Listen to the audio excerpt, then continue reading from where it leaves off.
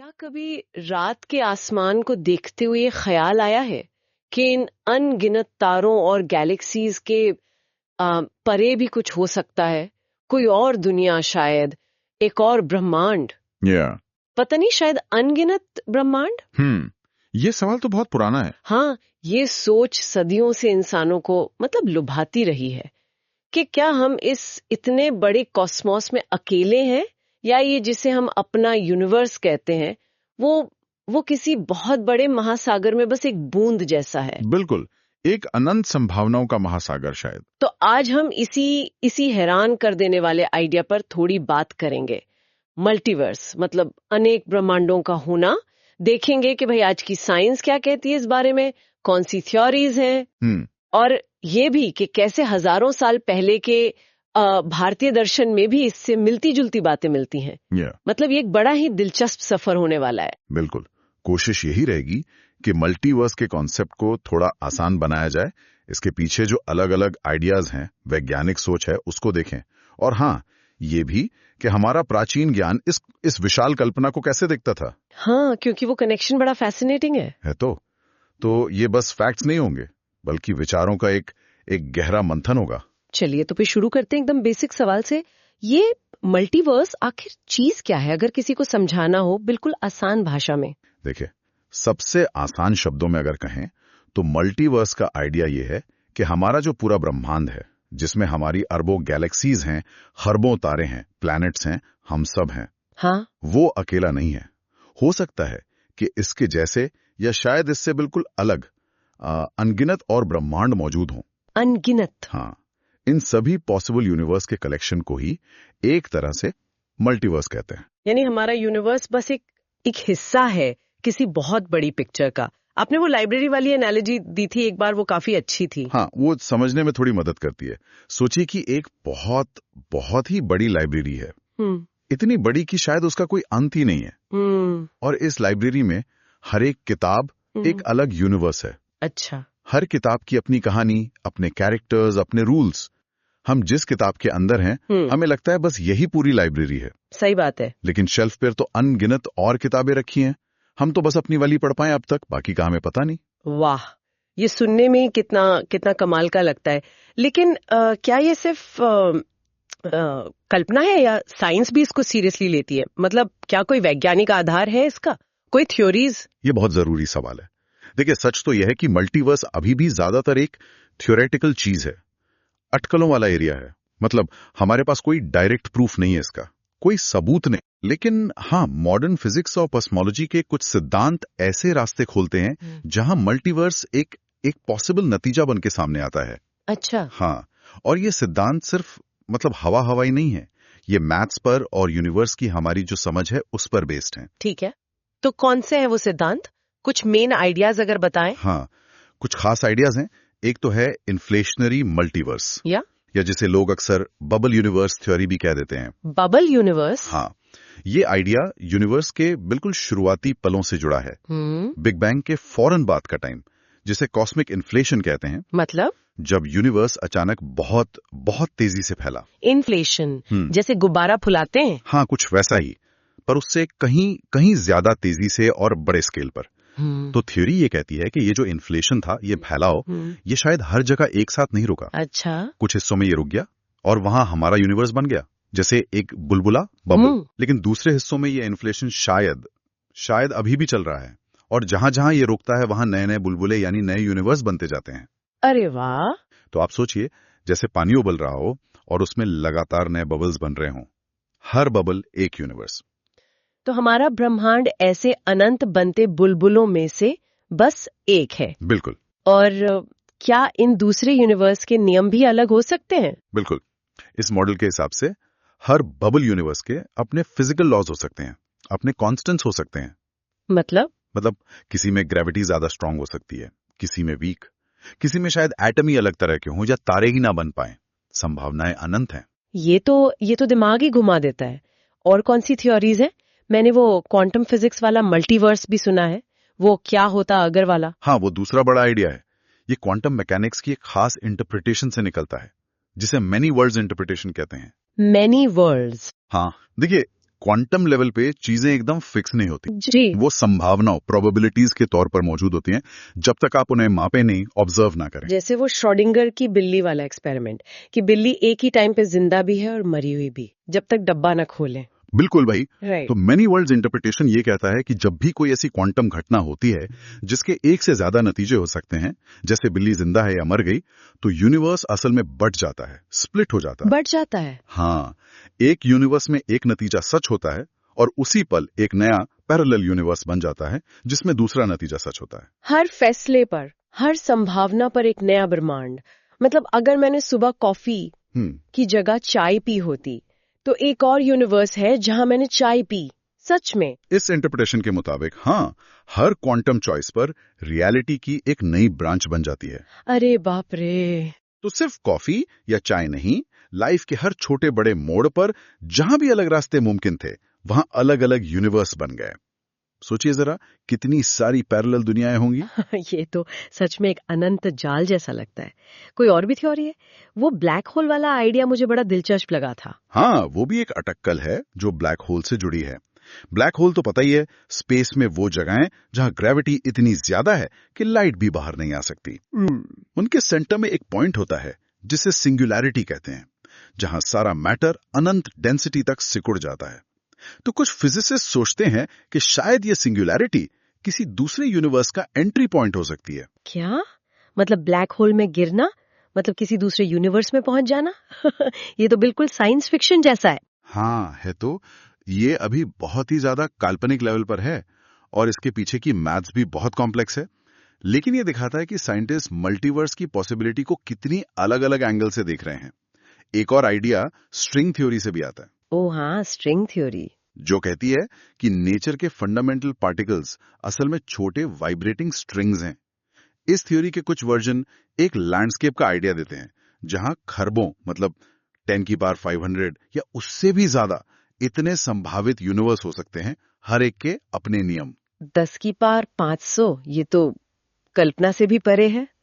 लेकिन ये सारी थ्योरीज सुनने के बाद एक बात तो साफ लग रही है कि साइंटिस्ट सिर्फ मजाक में मल्टीवर्स की बात नहीं कर रहे हैं।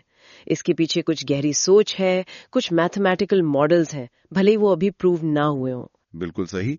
ये समझना बहुत जरूरी है कि ये सब अभी हाइपोथेसिस हैं या मॉडल्स हैं। हम इन्हें डायरेक्ट देख नहीं सकते, टेस्ट नहीं कर सकते, सबूत जुटाना बेहद मुश्किल है, शायद नामुमकिन भी हो। इसीलिए साइंटिफिक कम्युनिटी में भी इस पर काफी डिबेट है। कुछ इसे साइंस मानते हैं, कुछ इसे फिलॉसफी या कल्पना के ज्यादा करीब मानते हैं, क्योंकि ये टेस्टेबल नहीं है। ये बैलेंस समझना वाकई जरूरी है।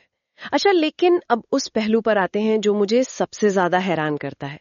ये मल्टीवर्स का आइडिया, ये अनंत ब्रह्मांडों की कल्पना, ये सिर्फ आज की साइंस की देन तो नहीं है ना? हमारे प्राचीन भारतीय दर्शन में भी तो कुछ ऐसा ही है। हाँ, और ये सच में आश्चर्यजनक है।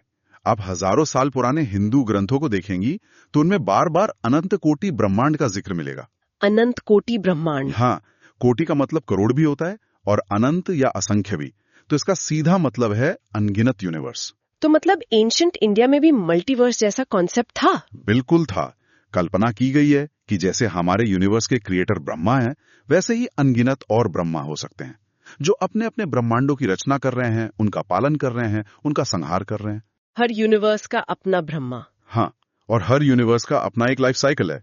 वो जन्म लेता है, फलता फूलता है और फिर नष्ट हो जाता है, ताकि एक नया साइकिल शुरू हो सके। ये क्रिएशन की एक लगातार चलने वाली साइक्लिकल प्रोसेस मानी गई है। ये तो थोड़ा थोड़ा बबल यूनिवर्स वाले आइडिया जैसा लग रहा है, जहां नए यूनिवर्स बनते रहते हैं। समानताएं हैं, वो दिलचस्प हैं, लेकिन जाहिर है आधार अलग है।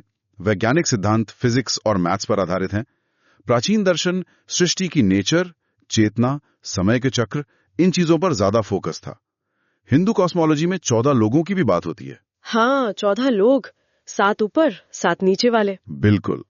7 ऊपरी लोक, भू, भुवः, स्वः, महा, जनः, तपः, सत्यम, और 7 निचले लोक, अतल, वितल, सुतल, तलातल, महातल, रसातल, पाताल। ये 14 लोग क्या है?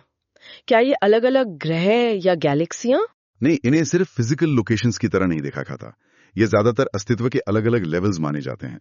प्लेन्स ऑफ एग्जिस्टेंस, या कह लीजिए चेतना की अलग अलग अवस्थाएं, स्टेट्स ऑफ कॉन्शियसनेस। अच्छा। कुछ शायद हमारी इंद्रियों की पहुंच में हो, कुछ पूरी तरह से परे। ये एक मल्टी लेयर्ड रियलिटी का नजरिया है जो हमारे जाने पहचाने 3D स्पेस से कहीं ज्यादा कॉम्प्लेक्स है। और वो विष्णु पुराण वाली कहानी, भगवान विष्णु और उनकी सांसों से यूनिवर्स बनने वाली, वो क्या है? हाँ, वो एक बहुत ही काव्यात्मक और गहरी कल्पना है। वर्णन मिलता है कि महाविष्णु कारण सागर में, कॉजल ओशन में शेषनाग पर लेटे हुए हैं। हाँ। और जब वो सांस अंदर लेते हैं, इनहेल करते हैं, तो अनगिनत ब्रह्मांड उनके शरीर में वापस चले जाते हैं। और जब वो सांस बाहर छोड़ते हैं, एक्सहेल करते हैं, तो उनके रोम छिद्रों से, मतलब स्किन पोर से अनगिनत ब्रह्मांड बाहर निकलते हैं। हर एक में अपने ब्रह्मा, अपने विष्णु, अपने शिव, अपनी पूरी क्रिएशन। सिर्फ सांस लेने और छोड़ने से अनंत ब्रह्मांड बन और मिट रहे हैं। ये कल्पना ही मतलब रोंगटे खड़े कर देती है। सृष्टि कितनी विशाल है और कितनी क्षणभंगुर भी। बिल्कुल, ये दिखाता है कि इस दर्शन के हिसाब से हमारा यूनिवर्स कितना भी बड़ा क्यों ना लगे, वो एक विराट, एक ग्रैंड स्कीम में कितना छोटा सा हिस्सा है। ये हमें अपनी जगह का सही पर्सपेक्टिव देता है। तो जहां मॉडर्न साइंस मैथ्स और संभावनाओं से मल्टीवर्स तक पहुंच रही है, वहीं प्राचीन दर्शन ने ध्यान से, इंट्यूशन से और सृष्टि की ये जो साइक्लिकल नेचर है उसके ऑब्जर्वेशन से ऐसी ही विशालता की कल्पना की थी। रास्ते बिल्कुल अलग हैं, पर मंजिल कहीं ना कहीं मिलती हुई से लगती है। ये तुलना वाकई कमाल की है। एक तरफ मैथ्स और ऑब्जर्वेशन, दूसरी तरफ फिलॉसफी और इंट्यूशन, और दोनों एक ऐसी रियलिटी की तरफ इशारा कर रहे हैं जो हमारी रोज की समझ से बहुत बहुत बड़ी है। अच्छा, अब थोड़ा मजेदार हिस्से पर आते हैं। अगर मान लें एक पल के लिए कि मल्टीवर्स सच है, तो क्या क्या संभावनाएं हो सकती हैं? थोड़ा दिमाग को उड़ने देते हैं। हाँ, यहीं पर तो कल्पना सबसे ज्यादा उड़ान भरती है। खासकर अगर वो क्वांटम मेनी वर्ल्ड्स वाला आइडिया सच है, तो हर पॉसिबिलिटी के लिए एक यूनिवर्स मौजूद है। तो इसका मतलब कहीं एक यूनिवर्स होगा जहां मैंने सुबह वो चाय पी थी। हाँ, या जहां मैंने ये गहन चर्चा करने के बजाय कोई और करियर चुना होता। शायद मैं म्यूजिशियन होती। सिद्धांत तो यही कहता है, एक यूनिवर्स जहां आप एक कामयाब आर्टिस्ट हैं, एक जहां आप साइंटिस्ट हैं, एक जहां आपने कभी जन्म ही नहीं लिया। हर मुमकिन कहानी कहीं ना कहीं सच हो रही है। और क्या ऐसा यूनिवर्स हो सकता है जहां डायनासोर कभी खत्म ही नहीं हुए? सोचिए, इंसान और डायनासोर साथ साथ। क्यों नहीं? अगर फिजिकल लॉज थोड़े अलग हो, या मान लीजिए वो एस्ट्रॉयड कभी पृथ्वी से टकराया ही ना हो, तो बिल्कुल मुमकिन है। या एक ऐसा ब्रह्मांड जहां ग्रेविटी बहुत वीक हो और चीजें बस तैरती रहती हों। हाँ। या जहां फिजिक्स के नियम इतने अलग हों कि लाइफ का फॉर्म ही कुछ ऐसा हो जिसे हम पहचान भी ना पाए। और वो सिमुलेशन वाली थ्योरी कि शायद हम खुद ही किसी बहुत एडवांस्ड कंप्यूटर प्रोग्राम का हिस्सा हैं। क्या मल्टीवर्स का आइडिया इससे भी जुड़ता है? हाँ, सिमुलेशन हाइपोथेसिस भी एक बड़ा दिलचस्प विचार है जो कुछ फिलोसफर्स और साइंटिस्ट्स के बीच आजकल चर्चा में है। आइडिया ये है कि अगर कोई सिविलाइजेशन इतनी एडवांस हो जाए कि वो पूरे यूनिवर्स को सिमुलेट कर सके, तो शायद वो बहुत सारे सिमुलेशंस चला रही होगी। ओके। तो ऐसे में ये संभावना ज्यादा है कि हम किसी असली बेस रियलिटी में होने के बजाय उन अनगिनत सिमुलेशंस में से किसी एक में हों। कुछ लोग सोचते हैं कि शायद ये अलग अलग मल्टीवर्स सिद्धांत असल में एक ही बड़े सिमुलेशन के अलग अलग पहलू हों। पर जैसा मैंने कहा, ये सब अभी बहुत ज्यादा अटकलें हैं, स्पेक्यूलेशंस हैं। ये सब सोचना ही कितना रोमांचक है, लेकिन जैसा आपने पहले भी कहा, सबूत कहाँ है? क्या हम कभी जान पाएंगे कि ये सच है या नहीं? देखिए, यही सबसे बड़ी चुनौती है। अभी तक तो हमारे पास ऐसा कोई तरीका नहीं है जिससे हम दूसरे यूनिवर्स से कांटेक्ट कर सकें या उनके होने का कोई पक्का सबूत जुटा सकें। कुछ साइंटिस्ट सोचते हैं कि शायद फ्यूचर में हम कोई इनडायरेक्ट सबूत खोज पाएं, जैसे हमारे यूनिवर्स पर किसी दूसरे यूनिवर्स के टकराने का कोई निशान या कॉस्मिक माइक्रोवेव बैकग्राउंड रेडिएशन में कुछ अजीब से पैटर्न। अच्छा। लेकिन यह भी बहुत मुमकिन है कि ये हमेशा हमारी पहुंच से बाहर ही रहें। साइंस की एक लिमिट यह भी है कि वो सिर्फ उसी चीज को स्टडी कर सकती है जिसे हम माप सकें, जिसका परीक्षण कर सकें, टेस्ट कर सकें। तो अगर हम इसे साबित नहीं कर सकते, तो फिर इस पे सोचने का फायदा क्या है? क्या ये सिर्फ एक दिमागी कसरत है, टाइम पास? नहीं, इसे सिर्फ दिमागी कसरत कहना शायद ठीक नहीं होगा। पहली बात तो ये है कि ये सिद्धांत हमारी फिजिक्स की समझ की जो सीमाएं हैं उनको टेस्ट करते हैं, हमें नए आइडिया सोचने पर मजबूर करते हैं। और दूसरी बात, भले ही हम इसे साबित ना कर पाए, मल्टीवर्स का जो विचार है वो हमें दार्शनिक तौर पर, फिलोसॉफिकली बहुत कुछ सोचने पर मजबूर करता है। इसका हमारी लाइफ, हमारे चॉइसेस, हमारे होने का मतलब पर गहरा असर पड़ सकता है। हाँ, यही मेरा अगला सवाल था। अगर सच में हमारे अनगिनत वर्जन मौजूद हैं और हर मुमकिन चॉइस कहीं ना कहीं की जा रही है, तो क्या हमारे इस जीवन के फैसलों का कोई मतलब रह जाता है? क्या हमारी पसंद, नापसंद, हमारी मेहनत, हमारे अच्छे बुरे काम, क्या ये सब मीनिंगलेस हो जाते हैं? ये एक बहुत बहुत गहरा और पर्सनल सवाल है। एक नजरिया ये हो सकता है कि हाँ, अगर हर संभावना सच हो ही रही है तो किसी एक चॉइस का वजन कम हो जाता है ना? हाँ, शायद। लेकिन दूसरा नजरिया जो मुझे ज्यादा मीनिंगफुल लगता है वो ये है कि इस यूनिवर्स में, इस एक्सपीरियंस में आप यूनिक हैं। यहां जो आप जी रही हैं, जो चॉइस आप कर रही हैं, वो सिर्फ आपकी रियलिटी है। भले ही अनंत और वर्जन मौजूद हों, पर वो आप नहीं हैं जो इस वक्त यहां हैं। तो शायद ये हर चॉइस को और भी ज्यादा इंपॉर्टेंट बना देता है, क्योंकि यही वो चॉइस है जिसके नतीजे आप भुगतेंगी, जिससे आप सीखेंगी और जो आपकी इस खास यात्रा को शेप देगा। यानी फोकस इस बात पर होना चाहिए कि हम यहाँ क्या कर रहे हैं, बजाय इसके कि कहीं और क्या हो रहा होगा। बिल्कुल। और अगर हम इसे हिंदू दर्शन से दोबारा जोड़ें, तो वो भी कमोबेश यही कहेगा। अनंत कोटि ब्रह्मांड की कल्पना हमें सृष्टि की विशालता का एहसास कराती है, हमारे ईगो को कम करती है। हाँ, लेकिन साथ ही हर जीव के अपने कर्म, अपने धर्म और अपनी खुद की यात्रा के महत्व पर भी जोर देती है। हम अनंत सागर में एक बूंद हो सकते हैं, लेकिन हर बूंद का अपना रंग है, अपना स्वाद है, अपना अस्तित्व है। ये हमें यूनिवर्स के प्रति एक विस्मय, एक ऑ और एक ग्रैटिट्यूड का भाव देता है, निराशा का नहीं। तो कुल मिलाकर आज हमने मल्टीवर्स की इस बेहद फैसिनेटिंग दुनिया की सैर की। हमने देखा कि कैसे science bubble universe, quantum many world's, black holes, string theory जैसे आइडियाज के जरिए इसकी पॉसिबिलिटी को टटोल रही है। हमने ये भी जाना कि कैसे हजारों साल पहले भारत में अनंत कोटि ब्रह्मांड की कल्पना पहले से मौजूद थी, और हमने इसके फिलोसॉफिकल मतलब पर भी बात की कि अगर मल्टीवर्स सच है तो हमारे होने का, हमारे वजूद का क्या मतलब है। हाँ, ये एक ऐसा टॉपिक है जो साइंस, फिलॉसफी और इमेजिनेशन की बाउंड्रीज को धुंधला सा कर देता है। यह हमें हमारी रोजमर्रा की सोच से बाहर निकलकर अस्तित्व की एक विराट तस्वीर देखने का मौका देता है। बिल्कुल। अगली बार जब रात में आसमान की तरफ देखें तो शायद सितारों को देखने का नजरिया थोड़ा बदल जाए। वो रोशनी के छोटे छोटे बिंदु शायद सिर्फ हमारे यूनिवर्स के न हो, बल्कि अनंत दरवाजे हों, अनंत कहानियों की झलकियां हों। और अंत में बस एक विचार छोड़ने के लिए, मल्टीवर्स सच हो या ना हो, इस पर सोचना ही हमें एक बड़ा जरूरी सवाल पूछने पर मजबूर करता है। अगर वास्तविकता, अगर रियलिटी हमारी कल्पना से कहीं ज्यादा बड़ी, ज्यादा कॉम्प्लेक्स और शायद ज्यादा अजीब हो सकती है, तो फिर वाकई में संभव क्या है?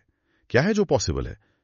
कहीं ऐसा तो नहीं कि जिसे हम असंभव मानते हैं वो सिर्फ हमारी लिमिटेड समझ का नतीजा हो? संभावनाओं की असली सीमा शायद हमारी सोच से बहुत बहुत परे हो। सोचते रहिए, सवाल पूछते रहिए और ब्रह्मांड के रहस्यों को जानने की कोशिश करते रहिए। आज के इस गहरे मंथन में हमारे साथ जुड़ने के लिए धन्यवाद।